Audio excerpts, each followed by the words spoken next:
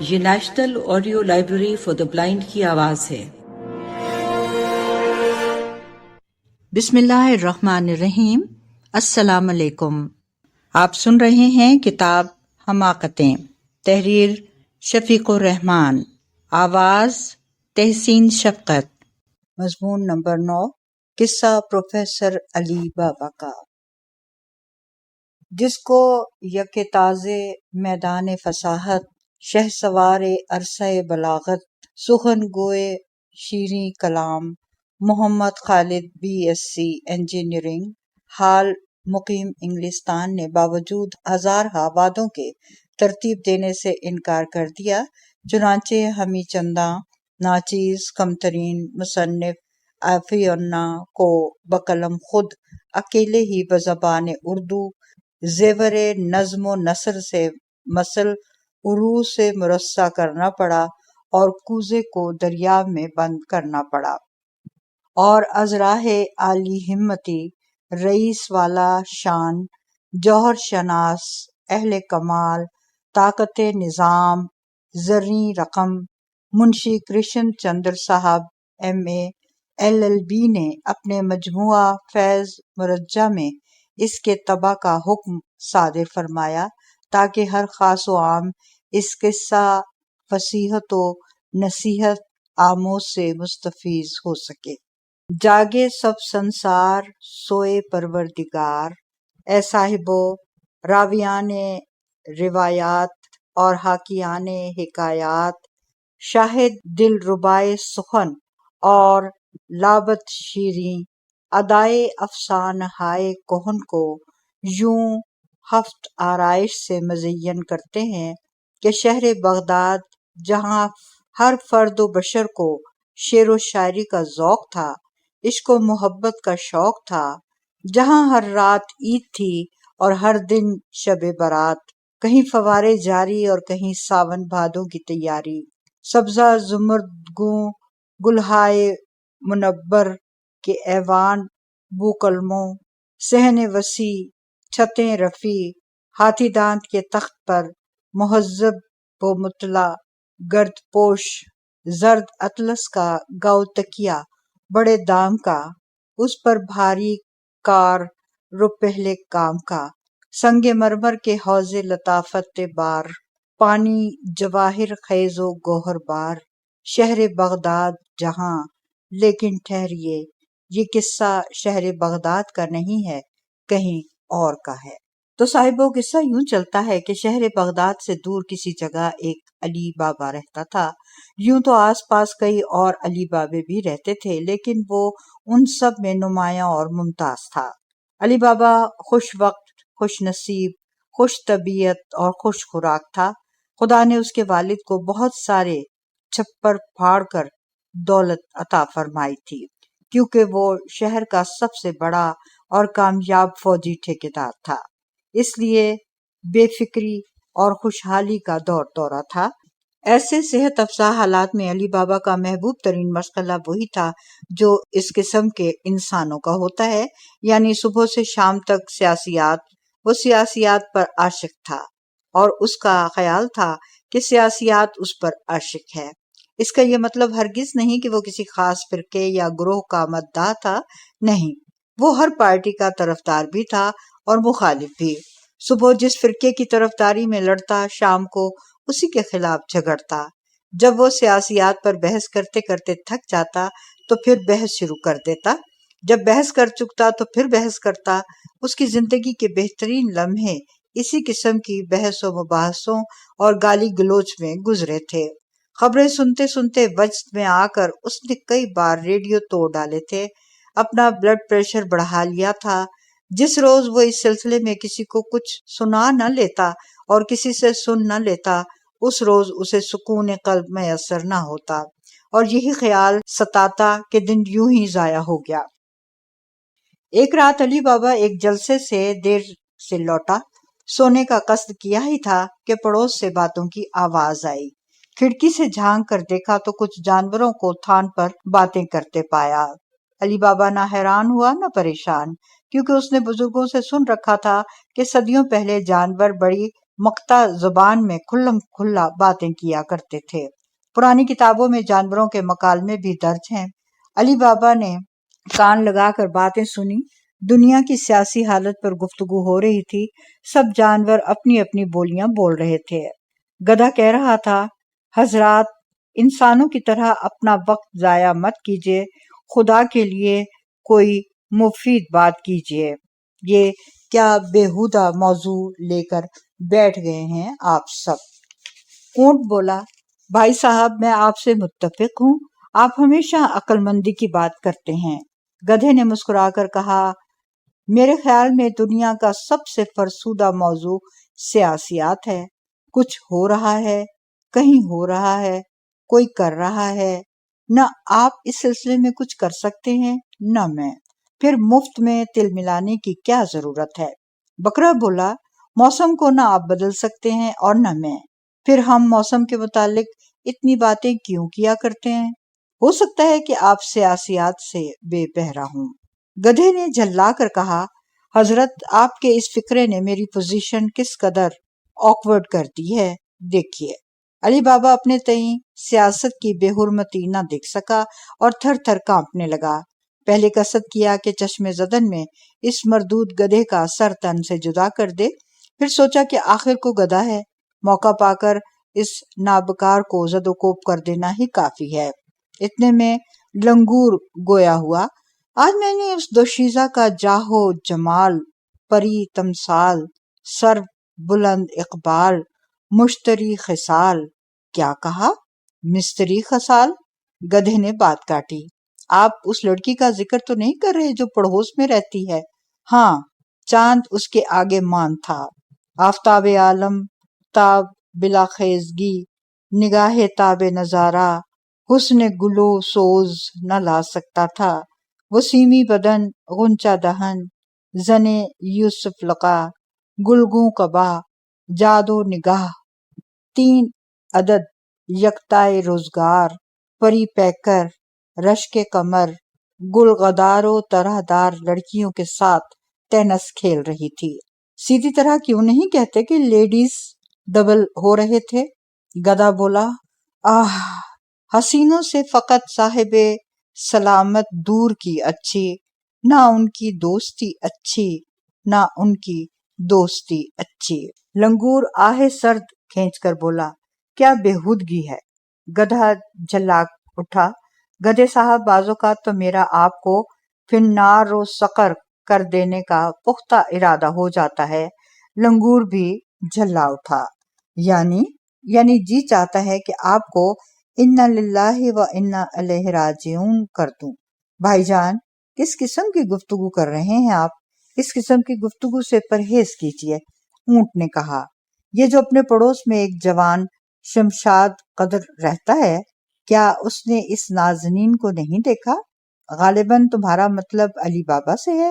وہ لڑکی اس کے ہاتھ آنے سے رہی تو کیا اس کے لیے کوئی آسمان سے اترے گا اور کھجور میں اٹکے گا؟ لنگور نے لقمہ دیا۔ لڑکیوں کے معاملے میں ہر ایک کو ذرا سوشلسٹ ہونا چاہیے۔ بیل بولا، میرے خیال میں علی بابا اتنا برا بھی نہیں، اسے چاہیے کہ اس لڑکی کو اپنی کزن مشہور کرتے۔ آج کل یہ حربہ عام ہے، کسی لڑکی کو کہیں لے پھرو، کوئی پوچھے تو کہہ دو میری کزن ہے، کوئی کچھ نہیں کہے گا۔ کیا خوب سودا نقد ہے، اس ہاتھ دے اس ہاتھ دے۔ لنگور بولا، لنگور اکثر بے تکی باتیں کرتا تھا۔ ایک دم علی بابا کے دل میں خیال آیا کہ دنیا ناپائیدار گزاشتنی گزشتی ہے، زندگی کا بھروسہ نہیں، دم مستعار پر کسی کا اجارہ نہیں، ابھی سانس چلتی ہے اور ابھی باتیں کرتے کرتے جان نکلتی ہے۔ حیف ہے کہ ایسی پستہ دہن زلیخا پڑوس میں رہتی ہو اور زندگی بغیر عشق و عاشقی کیے گزر جائے۔ یہ سنہری موقع ہے، چنانچہ اس نے اللہ کا نام لیا اور عاشق ہونے کا مصمم ارادہ کر لیا۔ اگلی صبح جانا علی بابا کا اور دیکھنا نازنین کو کھیلتے ٹینس اور ہونا عاشق ہزار جان سے۔ دیکھنا حسینہ نازنین کا ایک نوجوان خوبصورت عمدہ لباس پہنے، مصروف طاق ہونا چار آنکھوں کا ہونا انکشاف علی بابا پر کہ نام اس بت تناز کا مس مر جانا ہے۔ ابھی علی بابا کو عاشق ہوئے چند لمحے ہی گزرے ہوں گے کہ اس کا چچا زاد بھائی قاسم آدھم کا۔ قاسم ان ہوشیار آدمیوں میں سے تھا جو شارٹ کٹ کو بھی شارٹ کٹ کرنے سے نہیں چکتے۔ اس کے چہرے سے یوں معلوم ہوتا تھا جیسے وہ بے حد حساس اور جذباتی انسان ہے، لیکن قصور اس کے احساسات یا جذبات کا نہیں تھا، قصور اس کے جگر کا تھا جو ہمیشہ خراب رہتا تھا۔ قاسم علی بابا کو ہمیشہ شک و شبے کی نگاہ سے دیکھتا اور رشک و حسد کرتا۔ علی بابا نے پوچھا، اے جان برادر، یہ چہرے پر اداسی اور پشیمانی کے آثار کیوں ہیں؟ پچھتا رہا ہوں۔ کس بات پر؟ ابھی کوئی ایسی بات تو نہیں ہوئی، البتہ مجھے ان دنوں فرصت ہے، سوچا کہ پیشگی پچھتا لوں۔ یا اخی، تھوڑی دیر گزری کہ میں ایک مصیبت کے چنگل میں گرفتار ہو گیا تھا۔ ہاں، میں نے بھی دیکھا تھا، تم اسے دیکھ رہے تھے اور وہ کہیں اور دیکھ رہی تھی۔ اے برادر عزیز، ایک بات پوچھوں؟ اے برادر عبدالعزیز، ضرور پوچھئے، علی بابا بولا۔ یہ عشق اکیلے ہی اکیلے، ہمیں اطلاع تک نہیں دی۔ اس غلام کو معاف فرمائیے، اس بات کو از راہ نوازش بزرگانہ بہت نہ بڑھائیے۔ خاموشی اور پردہ پوشی ہی مقتضائے وقت اور قرین مصلحت ہے، اور یہی خرد دوربین کی ہدایت ہے۔ کیا مطلب ہے؟ یعنی صبر کیجئے، کاش کہ میں منشی فاضل ہوتا تاکہ اس قسم کی عبارت میں جواب دیتا۔ اے برادر، میرا جی چاہتا ہے کہ تجھ سے اسی طرح پیش آؤں جیسے مولانا شیخ چلی ایک پہاڑی ریچھ کے ساتھ پیش آئے تھے، اور میرا بھی ارادہ ہے کہ تجھ سے وہی سلوک کروں جو نانا فرنویس نے ایک جنگلی کبوتر سے کیا تھا۔ میں مولانا شیخ چلی والا قصہ ضرور سنتا، لیکن اس وقت مجھے بالکل فرصت نہیں۔ مجھے بھی نانا فرنویس والا قصہ سننے سے معذور سمجھو، لیکن یہ بتاؤ کہ تم اکیلے اکیلے کیوں عاشق ہوئے ہو؟ مجھے جب کبھی اس قسم کا واقعہ پیش آیا، میں نے ہمیشہ پہلے تم سے مشورہ کیا، پھر واقعے کو پیش کیا۔ کیا ہم دونوں ایک جیسے نہیں؟ تمہاری شکل بھی تو مجھ سے ملتی ہے۔ برادر شفیق، میری شکل تم سے اتنی نہیں ملتی جلتی جتنی تمہاری شکل مجھ سے ملتی ہے، یہاں تک کہ میں صبح صبح آئینے کی جگہ تمہاری تصویر رکھ کر شیو کیا کرتا ہوں۔ برادر من، صد حیف کہ تم نے ہمیشہ احسان فراموشی سے کام لیا۔ چہ خوب، احسان فراموش میں ہوں یا کوئی اور؟ 4 مہینے کا ذکر ہے کہ گھڑ دوڑ اور برج میں ہار کر تم نے ابا جان کے حساب سے رقم نکلوائی، میں جانتا تھا، لیکن پھر بھی خاموش رہا۔ 3 مہینے ہوئے تم بھنگ پی کر اتنے بدمست ہوئے کہ ایک عبادت گاہ میں جا کر دعا مانگنے لگے۔ وہاں سے تمہیں کون اٹھا کر لایا؟ میں۔ 2 مہینے ہوئے جب تم نے خودکشی کا قصد کر کے ٹاؤن ہال کا رخ کیا، تب میں ہی تو تھا جو تمہیں سمجھا سمجھا کر واپس لایا۔ پہلے مہینے تمہیں کبوتر، کتے اور کالا سوٹ خریدنے کے لیے روپے کی ضرورت تھی۔ وہ ہاں وہ سب درست ہے، لیکن اس ماہ تم نے میرے لیے کیا کیا؟ اچھا، اگر میں یہ کہوں کہ یہ عاشق ہونے کی اطلاع تمہیں غلط پہنچی ہے تو پھر میں ہرگز یقین نہیں کروں گا۔ مجھے معتبر نامہ نگار کی معرفت یہ خبر ملی ہے۔ تمہارے معتبر ذرائع بالکل غلط ہیں۔ سچ مچ؟ ہاں سچ مچ، لیکن تیر نشانے پر بیٹھ چکا تھا، علی بابا گھائل ہو چکا تھا، آہستہ آہستہ بٹیر بازی، شعر و شاعری، سیاسیات، پتنگ بازی، غرضے کے سارے مفید مشاغل ترک ہو گئے۔ دن کو اختر شماری ہوتی اور رات کو آہوزاری۔ پہل تو اختر شماری میں دقت محسوس ہوئی، پھر ایک دوست سے جو کالج میں ستاروں کا علم پڑھتا تھا ایک آلہ لے لیا، جس کی مدد سے 1-2 گھنٹے میں سارے ستاروں کا اندازہ لگا لیا۔ ایک روز یوں ہی اسے خیال آیا کہ تارے اتنے کے اتنے ہیں، ہر مرتبہ میزان کرنے پر جواب تقریباً وہی آتا ہے۔ تب سے اس نے اختر شماری چھوڑ دی اور گولف کھیلنا شروع کر دیا۔ ایک رات اس نے پھر جانوروں کو مصروف گفتگو پایا۔ گدھا کہہ رہا تھا کہ یہ جو پڑوس میں علی بابا رہتا ہے اس قدر آہو بکا کرتا ہے کہ دن کو جاگنا مشکل ہو جاتا ہے۔ اونٹ بولا، بھائی صاحب، میرا تو بہت جی چاہتا ہے کہ کسی طرح اس جوان بزدل اور نیم قد کے کام آؤں۔ بیل کہنے لگا، حضرات میں تو یہی کہوں گا کہ ایسے معاملوں میں ذرا سوشلسٹ بن جانا چاہیے۔ میں نے سنا ہے کہ اسماعیل لقا کے والد بڑے وسیع خیالات کے انسان ہیں۔ اگر یہ حاجی بابا، علی بابا، اونٹ نے لقمہ دیا، معاف فرمائیے، اگر یہ علی بابا براہ راست تم سے ملے تو یقیناً اس کی مراد بھر آئے گی۔ علی بابا نے جو یہ مشروط طرب انگیز سنا تو کمال شاداں و فرحان ہوا۔ اگلے روز جب سپیدہ طلعت شان سحر نمودار ہوا اور قلندر فلک کاسہ خورشید لے کر گدائی کو نکلا، یعنی جب صبح ہوئی تو وہ سیدھا مرجانہ کے ابا سے ملا اور عقد کا قصد ظاہر کیا۔ وہ بولے، اے نوجوان، تجھے 4 ابرو کا صفایا کرانا منظور ہے یا منہ پر سیاہی لگوا کر گدھے کی سواری مرغوب ہے جو ایسی جسارت کا مرتکب ہو رہا ہے؟ علی بابا نے کمر ہمت خوب کس کے باندھ رکھی تھی، اسے پیٹی چپ بھی رہی تھی۔ کہنے لگا، گستاخی معاف، مرجانہ لڑکی ہے، اسے آپ ریفریجریٹر میں بند کر کے رکھنے سے تو رہے، کہیں نہ کہیں تو اس کی شادی کرنی ہوگی۔ دن گزرتے جا رہے ہیں اور مرجانہ کی عمر گھٹتی جا رہی ہے۔ بزرگ مارے غصے کے کانپنے لگے، پہلے تو ویسے ہی کانپتے رہے، پھر باقاعدہ تھر تھر کانپنے لگے۔ بولے، اے مرد گستاخ، پہلے یہ بتا کہ تو میرے پاس براہ راست کیوں آیا ہے؟ یہ کارروائی تو نے باقاعدہ اور باضابطہ کیوں نہیں کی جیسا کہ اس ملک میں رواج ہے؟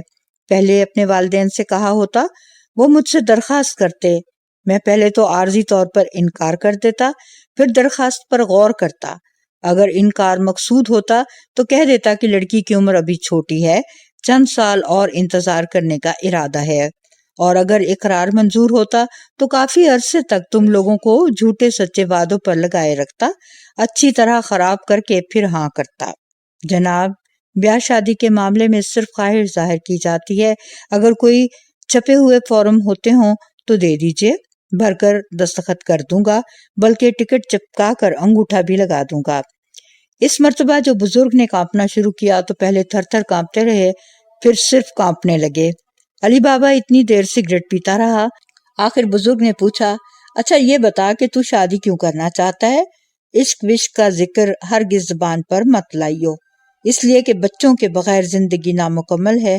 بچے بڑھاپے کا سہارا ہوتے ہیں اور بچے بڑھاپا جلد از جلد لانے میں پوری مدد دیتے ہیں۔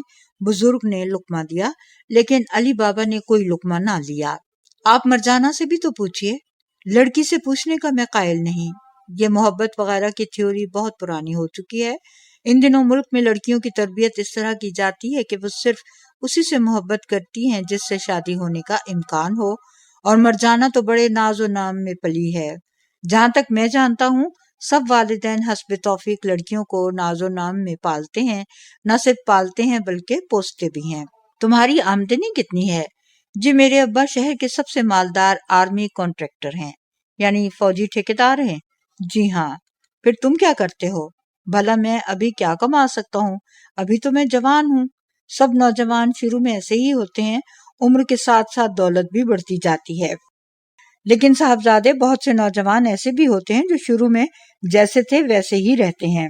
قبلہ، آپ بھولتے ہیں ہمارے ہاں اس قدر دولت ہے کہ ہم کام کرنا عار سمجھتے ہیں۔ یہ دیکھیے میرے والد صاحب کے پاس اتنی جائیداد ہے۔ اس نے جیب سے فہرست نکال کر ایک ایک چیز گنوا دی۔ تم نے اپنے والد کا نام نہیں بتایا۔ علی بابا نے دوبارہ نام بتا دیا۔ بزرگ اندر تشریف لے گئے اور ایک بزرگ خوش صفات خجستہ اوقات کو لے کر آ گئے۔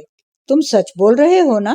جناب، میں خدا کو حاضر و ناظر جان کر کہتا ہوں کہ بالکل سچ بول رہا ہوں۔ ذرا پھر سے پڑھنا وہ فہرست۔ علی بابا پڑھتا جاتا، وہ نوٹ کرتے جاتے۔ دونوں نے آپس میں خسر پھسر کی اور اس کے بعد خسر پھسر کی، پھر کہنے لگے، برخوردار،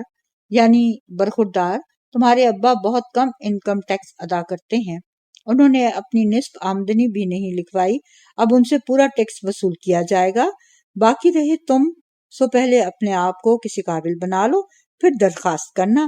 بعد میں معلوم ہوا کہ وہ بزرگ انکم ٹیکس کے محکمے میں تھے۔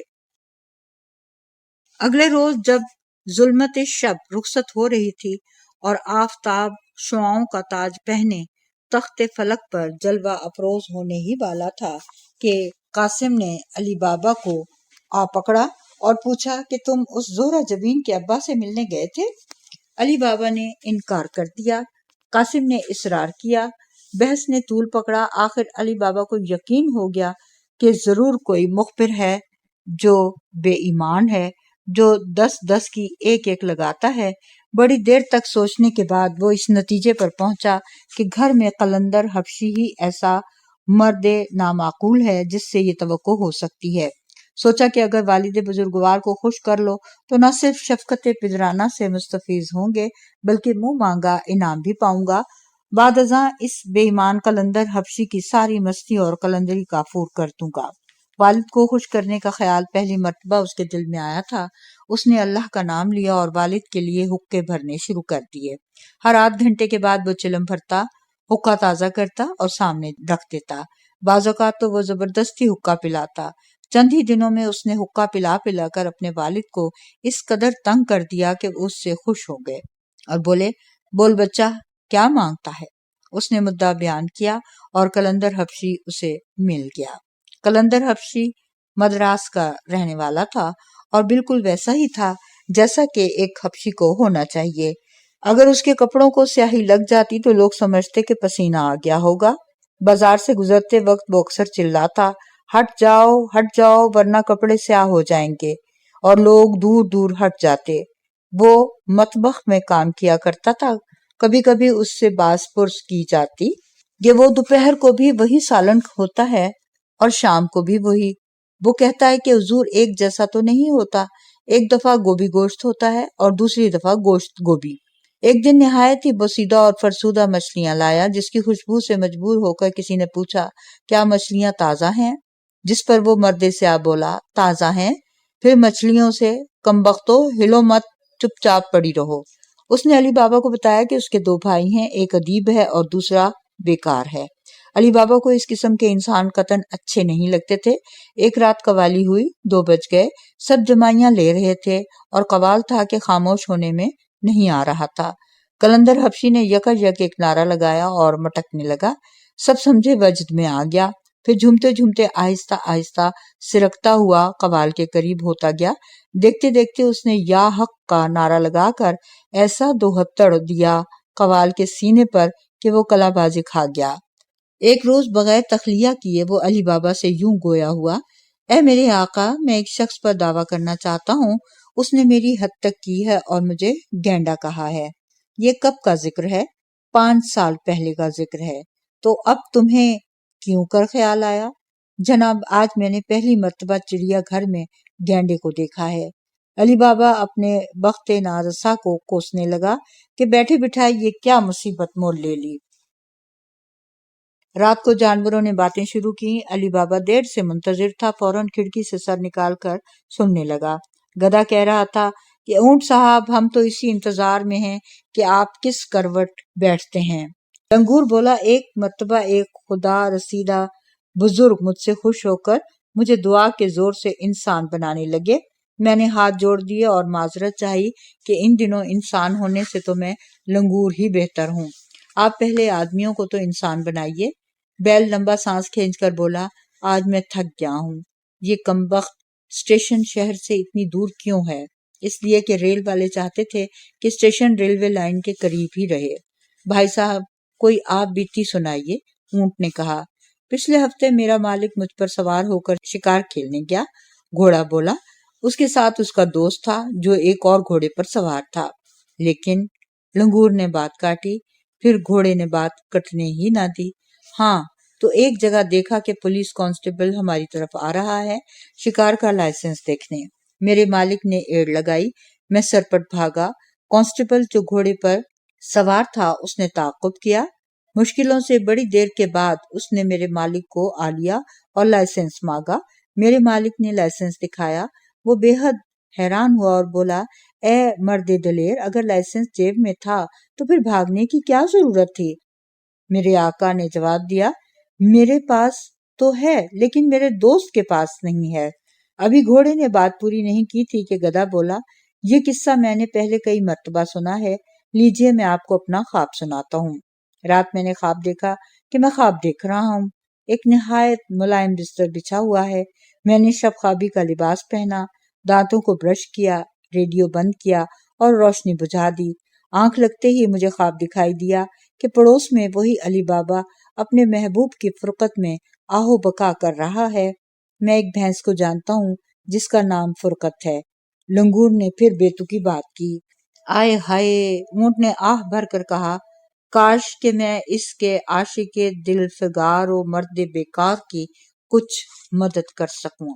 اگر وہ کہیں سن رہا ہو، اور مجھے یقین ہے کہ وہ سن رہا ہے، تو اسے چاہیے کہ فوراً ایک اعلیٰ درجے کی سیاسی تقریر لکھوا لے، ایسی تقریر جو کسی پارٹی کی طرف سے کی جا سکے۔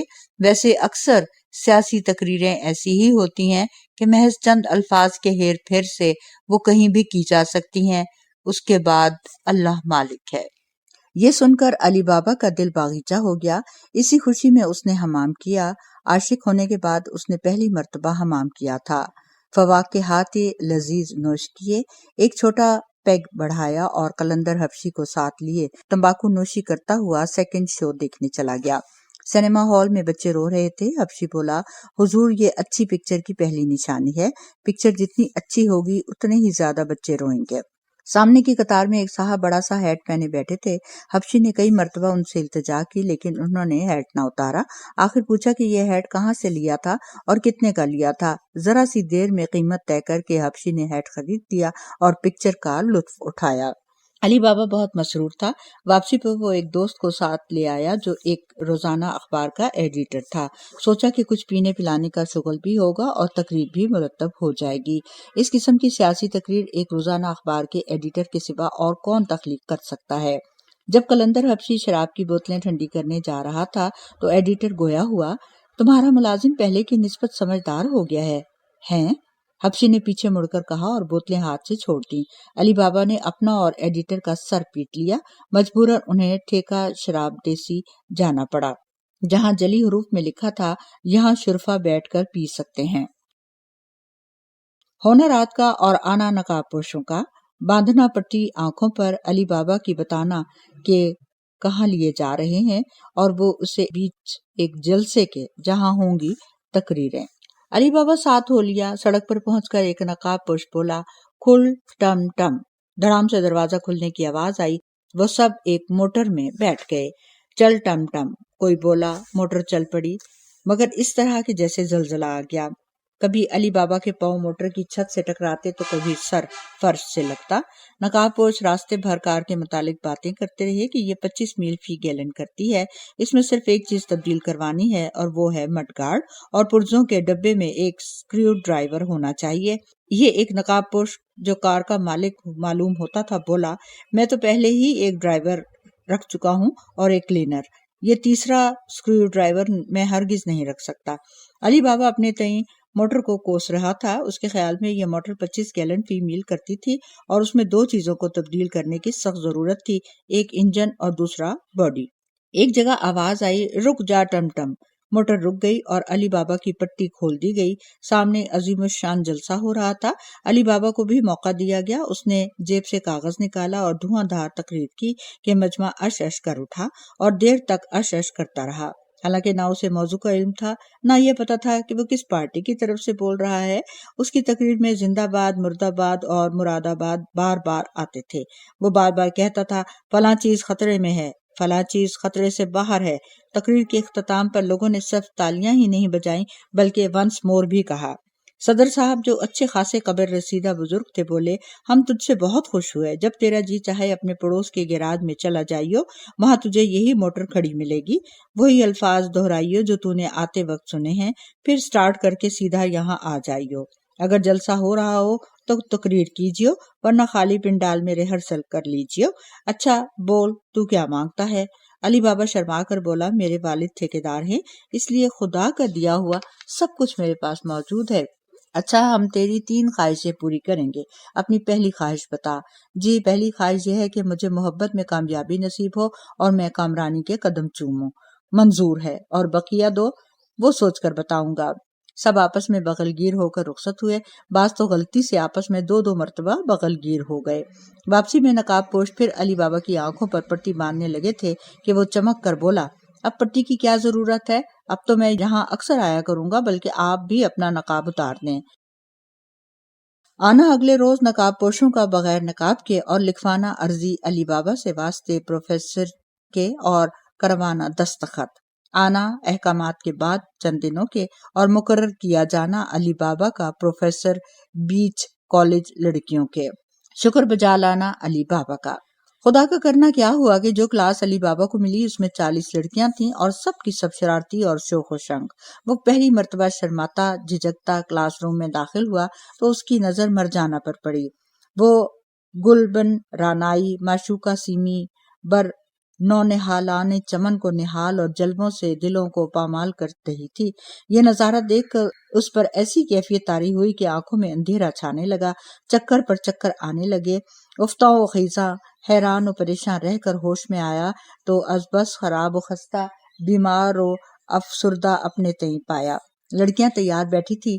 علی بابا نے آیت الکرسی پڑھی اور اللہ کو یاد کرنے لگا۔ ایک لڑکی نے سوال کیا، پروفیسر صاحب بلاؤ اور اود بلاؤ میں کیا فرق ہے؟ وہی جو بلے اور باگڑ بلے میں ہے، علی بابا نے جواب دیا۔ پروفیسر صاحب عورتیں سال بھر کیا کرتی رہتی ہیں؟ ایک طرف سے آواز آئی۔ نیٹنگ کرتی ہیں۔ اور کالر کا ناپ لیتے وقت درزی کیا کرتا ہے؟ گردن ناپتا ہے۔ جناب ٹرین پکڑنے کا بہترین طریقہ کون سا ہے؟ یہی کہ اس سے پہلے کی ٹرین مس کر دی جائے۔ پھر لیکچر ہوا، جس کے بعد علی بابا نے مرجانہ سے ایک سوال پوچھا۔ وہ سب سے آخر میں بیٹھی تھی، بولی، میں اتنی دور بیٹھی ہوں کہ اب تک تو جو کچھ ہوتا رہا ہے میرے لیے کسی افواہ سے کم نہیں تھا، تو یہاں آ جاؤ، آئندہ سے میرے ساتھ بیٹھا کرو، جلدی کرو، میرے پاس صرف 20 منٹ ہیں۔ مرجانہ سامنے آ بیٹھی۔ علی بابا کہنے لگا، میرے پاس صرف 30 منٹ ہیں۔ مرجانہ اس کی طرف دیکھنے لگی۔ وہ گھڑی دیکھ کر بولا، میرے پاس صرف پون گھنٹہ ہے۔ اگلے روز قاسم تیش میں آ کر بولا اور خوب آگ بگولا ہوا کہ یہ پروفیسری بھی اکیلے ہی اکیلے، خاص طور پر جب مرجانہ کے ہر روز درشن ہوا کریں گے۔ علی بابا نے لاکھ کوشش کی کہ اس کو کسی طرح ٹالے، کسی بہانے نکالے، مگر وہ خرانٹ گرگے 12 دیدہ بلکہ 13 دیدہ تاڑ گیا اور بولا، آپ مجھے چکمے سے نکالنا چاہتے ہیں، خواہ ٹالنا چاہتے ہیں، یہ خیال رکھنا مبادا کسی آفت میں مبتلا نہ ہو جاؤ اور اس کی ضد کی سزا نہ پاؤ۔ اس قسم کی جلی بھونی گفتگو کر کے وہ بغیر بغل گیر ہوئے رخصت ہوا۔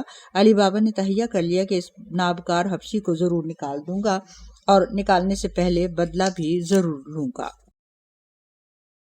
اللہ صبح اٹھ کر کیا دیکھتا ہے کہ گلیوں میں شور مچا ہوا ہے، لوگ انگلیاں اٹھا رہے تھے، ایک کار دیوانہ وار ادھر ادھر گھوم رہی تھی، اس میں قاسم بیٹھا ہے، چہرے پر ہوائیاں اڑ رہی ہیں۔ علی بابا فوراً معاملے کی تہہ تک پہنچ گیا، نزدیک جا کر چلایا، برادر کہو کہ رک ٹم ٹم اور چابی نکال لو۔ قاسم کا یہ کہنا تھا کہ کار رک گئی۔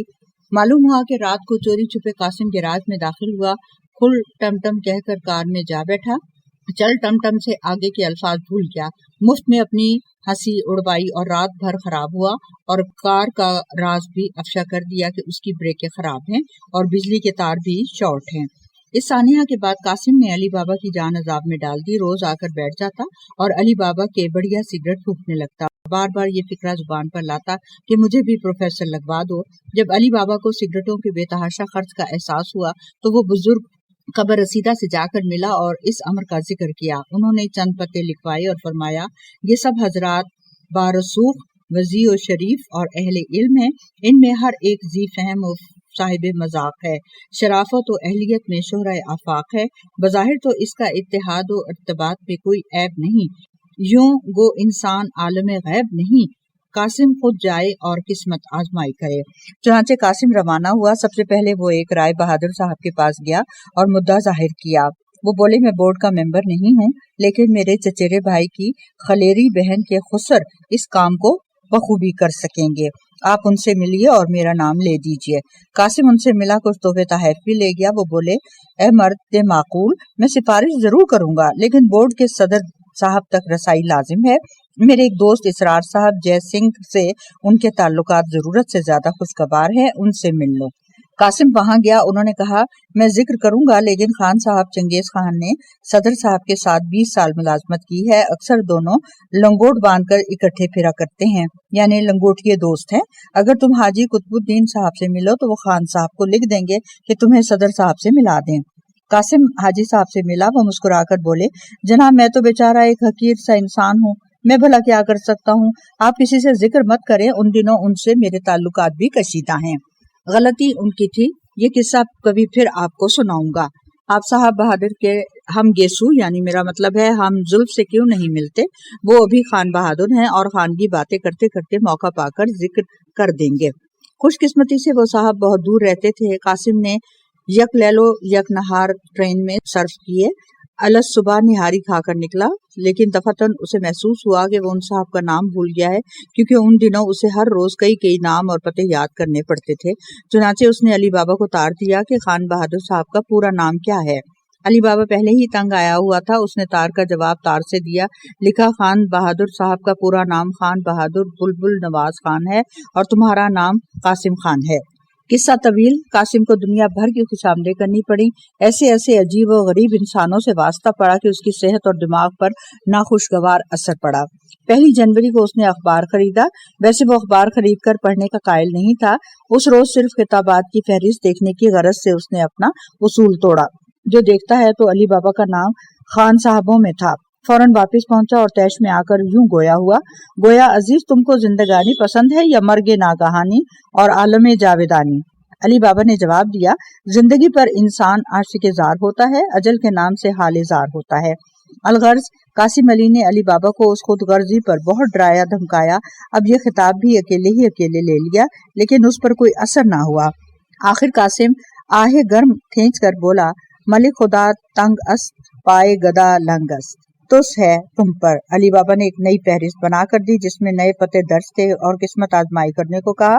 سب سے پہلا نام صدر صاحب کے چچا کی بھانجی کے ماموں کا تھا اور دوسرا ان کے ماموں کی بھانجی کے چچا کا. چند ماہ بعد علی بابا کو اطلاع ملی کہ قاسم شفا خانہ انسانیت میں سے ہے. جا کر دیکھا تو اسے دماغی طور پر علیل پایا، یعنی بالفاظ دیگر اس کا دماغ چل گیا تھا اور وہ ہر وقت زیر لب کچھ بڑبڑاتا رہتا تھا. بار بار وہ اس قسم کے لفظ بولتا: سردار صاحب کی پوتی کے خسر کا بھائی، بھائی کے خسر کی پوتی کے سردار صاحب، نواسی کی ساس کے بھائی کا سالہ، سالے کی بھائی کی نواسی کے چچا، چچا کے خان بہادر کے چچا کے چچا، خان بہادر کے خان بہادر کے خان بہادر.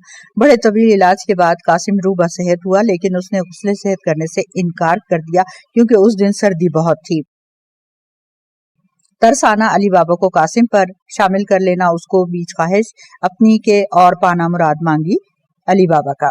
دراصل علی بابا بڑی شاگردی سے کام لیتا تھا. پہلی اور دوسری خواہشیں مانگ کر تیسری خواہش یہ مانگتا کہ 3 خواہشیں اور منظور ہو جائیں. جب وہ مزید خواہشیں پوری ہو جاتی تو تیسری پر 3 اور مانگ لیتا.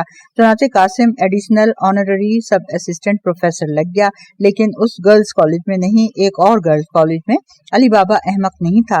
مہینے گزرتے گئے. پھر 1 جنوری کو قاسم نے بادل ناخواستہ اخبار خریدا. خطابات کی فہرست پڑھی تو آنکھوں میں خون اتر آیا. علی بابا خان بہادر ہو گیا تھا.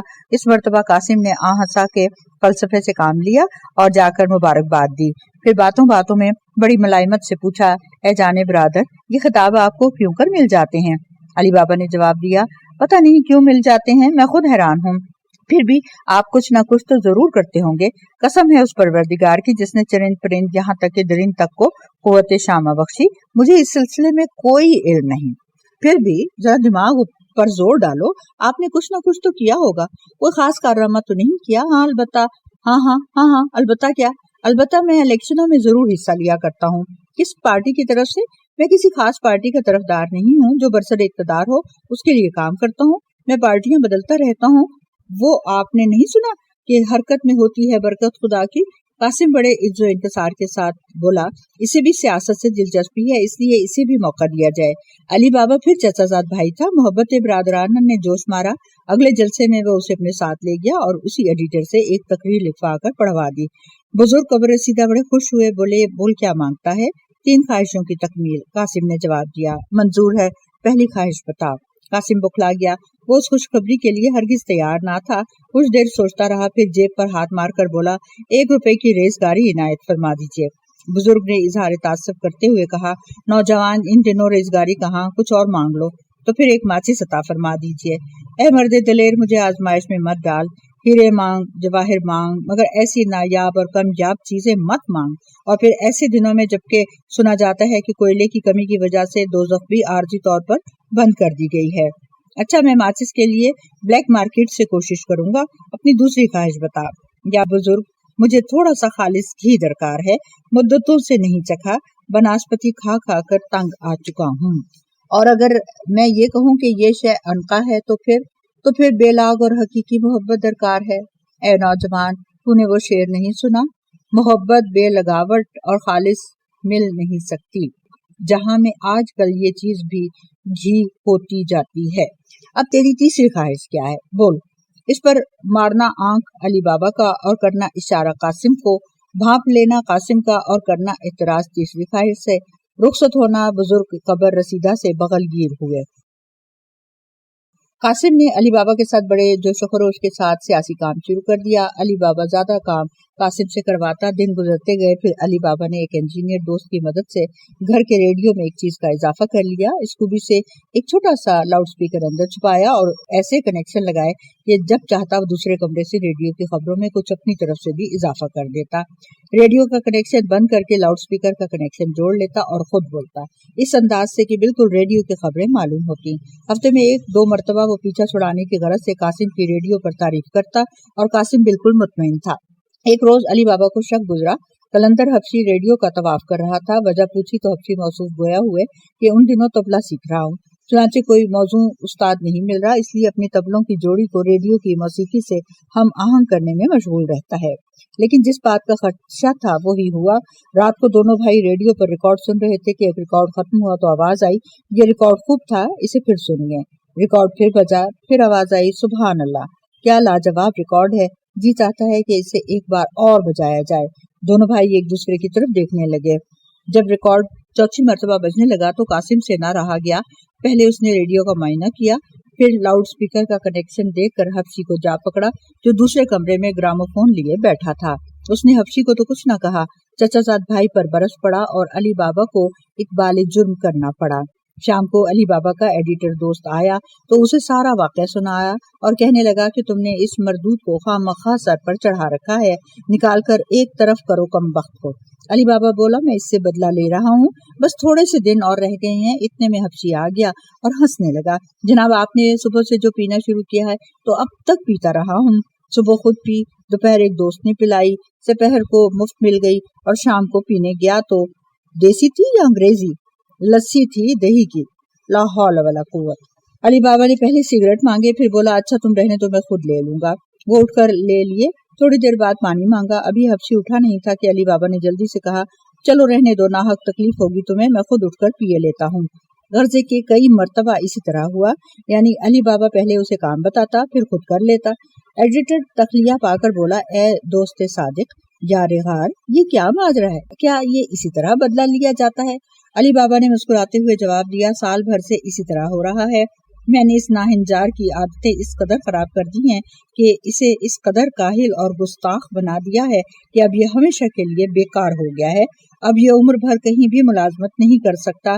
کیا یہ بدلہ نہیں؟ مدتوں تک قاسم سیاسی کام کرتا رہا اور ہر پہلی جنوری کو اخبار خرید کر پڑھتا، لیکن غنچہ امید نہ کھلا، اسے کچھ نہ ملا۔ آخر کو پیمانہ صبر لبریز ہوا اور وہ علی بابا سے مل کر یوں نغمہ ریز ہوا، اے برادر، میں نے بہت دنوں سے نہ شکوہ کیا نہ شکایت، تجھے خان بہادر کے بعد ممبر آف جی پی او کا خطاب ملا تو میں خاموش رہا، تجھے آرڈر آف PWD کا تمغہ ملا، میں نے کچھ نہ کہا۔ اب میں سنتا ہوں کہ تو سر بننے والا ہے، ادھر میں ہوں کہ ابھی تک خان بہادر تک نہیں بن سکا۔ یار برادر، تجھے یہ معلوم ہے کہ خوشی ہوگی کہ بزرگ قبر رسیدہ نے تیرے لیے خان صاحب کے خطاب کی سفارش کرا دی ہے۔ خان صاحب بھی کوئی خطاب ہے؟ قاسم خان نے پہلے ہی ہوں اور کچھ اور ملنا چاہیے مجھے اب، پہلے تو پھر خان بہادر کا خطاب دلوا دوں۔ نہیں، خان بہادر کا خطاب مطلوب ہے۔ بہادر خان اور خان بہادر میں کیا فرق ہے؟ اچھا یوں کرو کہ تم بھی اپنے خطاب لوٹا دو، میں بھی خان صاحبی سے انکار کرتا ہوں۔ میں اپنے خطاب محض اس لیے نہیں لوٹاؤں گا کہ تمہیں کوئی خطاب نہیں مل سکا، خصوصاً جب مجھے سر بننے کی امید ہے۔ رہ گیا خان صاحب کا خطاب، سو تم اپنے نام کو خان صاحب قاسم جان صاحب کی بجائے یوں لکھا کرو، قاسم ضرب خان صاحب برابر ہے قاسم بریکٹ خان صاحب۔ اگلے جلسے میں بزرگ رسیدہ نے علی بابا سے محبت میں کامیابی کے متعلق سرسری طور پر ذکر کیا۔ اس نے جواب دیا کہ یا پیر و مرشد، ابھی تک شادی تو ہوئی نہیں، محبت میں کامیابی اور چیز ہے اور شادی میں اور، اگر شادی منظور ہے تو صاف صاف خواہش کرو۔ اس رات کو علی بابا کا بڑا جی چاہا کہ کسی طرح پڑوس کے جانور اس کے متعلق باتیں کریں، لیکن ان میں چند خود پسند جانوروں کا اضافہ ہو گیا تھا جو سوائے اپنے اور کسی کا ذکر نہیں کرتے تھے۔ البتہ بیل نے باتوں باتوں میں مختصراً کہا کہ کلب میں ٹینس ٹورنامنٹ ہونے والا ہے جس میں مرجانہ بھی کھیلے گی۔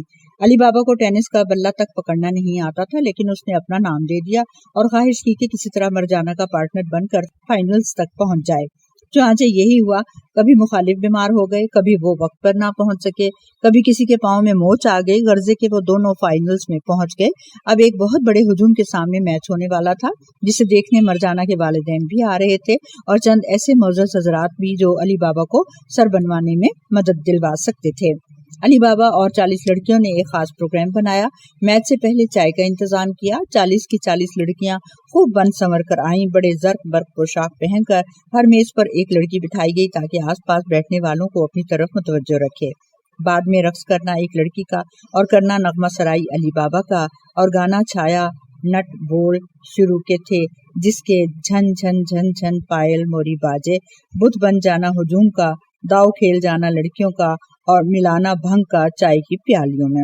کچھ دیر بعد قلندر حبشی گلا توڑ موڑ کے ایک مدراسی گانا گانے میں مصروف ہو گیا جس پر ایک لڑکی مدراسی رقص کرنے لگی۔ سب ان کی طرف دیکھنے لگے اور پیالیوں میں مزید بھنگ ڈال دی گئی۔ کچھ دیر میں مجمع پر نشے کی اثرات ظاہر ہونے لگے، کوئی کچھ ہانک رہا تھا، کوئی کچھ، اور اس قسم کی آوازیں آنے لگیں۔ دہلے پر آپ نے نہلا کیوں ڈالا، آپ کا دل کیوں دہلا جاتا ہے، ہماری شادی ہونے والی ہے، تم سب کی۔ چھٹی سے واپس آتے وقت ٹرین میں ایک عجیب انسان سے واسطہ پڑا۔ صبح وہ آہیں بھر رہا تھا، دوپہر کو بسوٹنے لگا، رات کو تو زارو قطار رونے لگا۔ میں نے وجہ پوچھی تو کہنے لگا میں روؤں نہ تو اور کیا کروں، مجھ جیسا بدنصیب تو زمانے بھر میں کوئی نہ ہوگا۔ میں کل شام سے غلط ٹرین میں ہوں جو وہاں ہرگز نہیں جائے گی جہاں میں جانا چاہتا ہوں۔ خاموش خاموش۔ اب ٹورنامنٹ کے سیکرٹری ایڈریس پڑھ کر سنائیں گے۔ خواتین و حضرات، میرا ایڈریس یہ ہے، نمبر 5 زیبرا روڈ، ہاتھی محلہ۔ جب لوگ اور بھی الٹی سیدھی ہانکنے لگے تو علی بابا نے اشارہ کیا اور میچ شروع ہوا۔ مخالف بھی بھنگ کی کافی مقدار پی چکے تھے اور اتنی بری طرح کھیلے کہ علی بابا اور مرجانہ میچ مجبوراً جیت گئے۔ علی بابا نے فوٹوگرافر کو آنکھ ماری جو اس کے نہیں لگی، پھر باقاعدہ اشارہ کیا گیا، تب وہ کیمرہ سنبھالے ہجوم سے نکلا۔ علی بابا اور مرجانہ کو اکٹھے کھڑا پا کر بہت سی تصویریں کھینچی گئیں۔ تقیہ پا کر علی بابا نے اس پری پیکر کی جانب مخاطب ہو کر دست بستہ عرض کی، اے شاہ خوباں، جہان میں علی بابا ہوں اور تیرے حسن و جمال کا اس درجہ دل دادا ہوں کہ خودکشی پر آمادہ ہوں۔ تیرے لیے اس قدر خراب و خوار ہوا کہ ہر نعمت سے دستبردار ہوا۔ اب اگر تو میرے حال زار پر رحم کھا تو زیادہ نہ ترسا اور مجھے درم نہ خریدا غلام بنا۔ مرجانہ نے مسکرا کر کہا، اچھا سوچیں گے۔ اگلے روز اخباروں میں ان دونوں کی یکجا تصویر کھینچی ہوئی تصویریں چھپیں، نیچے لکھا تھا مکسڈ فائنلز کے جیتنے والے جو ایک دوسرے کے کزن بھی ہیں۔ اس کے بعد رسالوں میں بھی تصویریں نکلیں۔ یہ چال کامیاب رہی اور خوب پبلسٹی ہوئی۔ مرجانہ کے والد نے علی بابا کو بلا کر دھمکایا چمکایا، لیکن وہ بولا میں بندہ شاطر ہوں، یہ نہیں چاہتا کہ بار خاطر ہوں، بہتری اسی میں ہے کہ ضد سے باز آئیے اور مان جائیے۔ آخر انہوں نے سر ہلا دیا اور بولے، لیکن شادی کا پیغام باقاعدہ اور باضابطہ مجھے پہنچانا چاہیے اور درخواست تمہارے والد کی طرف سے آنی چاہیے۔ اگلے ہفتے منگنی ہو گئی۔ یہ خبر بجلی کی طرح سارے شہر میں پھیل گئی کہ علی بابا نے قلندر حبشی کو نکال دیا ہے۔ دوست احباب آ کر علی بابا سے باز پرس کرنے لگے کہ یہ حرکت کیوں کی، کیا وہ رفیق دیرینہ نافرمان بردار تھا یا دروغ گو تھا؟ نہیں، نہ وہ گستاخ تھا۔ کیا وہ چور تھا؟ نہیں، تو پھر اسے نکالا کیوں؟ علی بابا نے اپنا بوٹ اتار کر دوستوں کو دکھایا اور پوچھا، یہ بوٹ بھدا ہے یا اس کی ساخت خراب ہے؟ نہیں تو کیا یہ کہیں سے پھٹا ہوا ہے؟ نہیں۔ کیا اس میں کوئی نقص ہے؟ نہیں، لیکن یہ صرف مجھے کو معلوم ہے کہ یہ کہاں سے چبھتا ہے۔ پھر قاسم نے بڑی غلطی کی، चंद तरक्की पसंद शायरों से मिलकर मरजाना पर आजाद नज़में रिसालों में छुपवानी शुरू कर दी और मरजाना को खत भी लिखे जो उसने मुल्क की दरीना रिवायत को मद्देनजर रखते हुए अपने वालिद को पेश कर दिए। वो बेहद खफा हुए और कासिम को फोन किया, गोया हुए, ए बुज़दिल नौजवान, ये क्या बेहूदगी है कि छुप छुप कर रुसवा करता है? अगर हिम्मत है तो सामने आकर बात कर, और ये कि मुझे आजाद नज़मों से सख्त नफरत है, तू गज़लें क्यों नहीं लिखवाता? अली बाबा ने कहा, ए बरादर, अब तो हम दोनों की मंगनी हो चुकी है, अब तू ये क्या कर रहा है? कासिम बोला, ए बरादर, ज्यादा से ज्यादा तुम्हारी मंगेतर ही है ना, लेकिन इससे मेरा जोश कम नहीं हो सकता। कासिम ने तीसरी ख्वाहिश यूं बयान की कि मरजाना उसके खतूत का जवाब दे। चुनांचे उसे मरजाना का खत मिला जिसमें लिखा था, मेरी तो मंगनी हो चुकी है, अब मेरी छोटी बहन की बारी है, लिहाजा मैंने आपके खतूत छोटी बहन को दे दिए हैं। इस सिलसिले में मजीद खतो किताबत बराह रास्त उसी से की जाए। कासिम ने छोटी बहन को लिखना शुरू किया।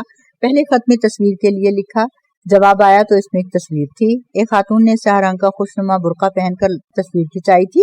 गालिबन चांद जैसा चेहरा मुकम्मल तौर पर बुर्के में छुपा हुआ था। साथ ये भी लिखा था कि 10वीं का इम्तिहान दे रही हूँ, इसलिए लाजमी तौर पर पर्दा करना पड़ता है। कोई दिनों की बात है, कॉलेज पहुंचते ही पर्दा वर्दा एक तरफ हो जाएगा। इस पर कासिम बड़ा मायूस हुआ और बुजुर्ग कबर रसीदा से फरियादी हुआ। उन्होंने तरस खाते हुए रियायतन एक ख्वाहिश तलब की मंजूरी दे दी। अली बाबा कासिम से बोला, ए बरादर, तूने दूसरी बहन को देखा तक नहीं और आशिक हो गया?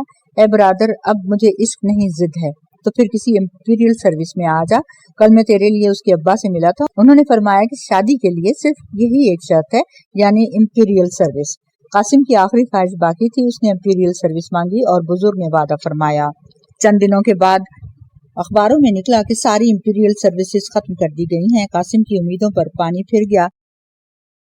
जूं जूं शादी की तारीख नजदीक आ रही थी, अली बाबा और मरजाना के वालिदैन के दरमियान इख्तलाफ बढ़ता जा रहा था और महर ज्यादा लिखवाना चाहते थे। अली बाबा कहता था कि आप जितना महर ज्यादा लिखवाएंगे उतना ही आपकी शादी के नेक अंजाम पर शुबा होगा। अगर आपको मुझ पर भरोसा है तो कुछ मत लिखवाइए, बल्कि कुछ मुझे ही अता फरमाइए। लेकिन वो बाज ना आए। उधर अली बाबा भी बाज ना आया।